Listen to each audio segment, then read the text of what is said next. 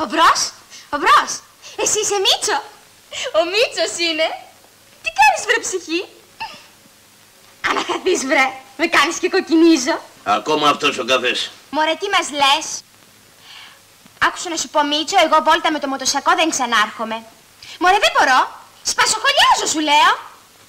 Άκουσε να σου πω Μίτσο. Έτσι, μπράβο. Μία βγαίνω. Πήγα να βάλεις 2 με βγει. Ναι, καλέ.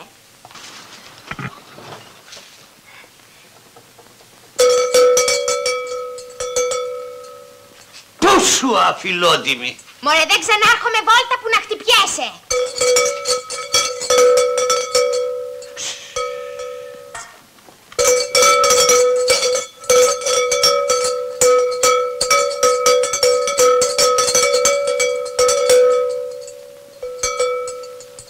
Τώρα τι γίνεται? Βγαίνω ή μένω? Άστο Μαρία αυτό. Δηλαδή πρέπει να τραβάς κάτι για να τηλεφωνείς.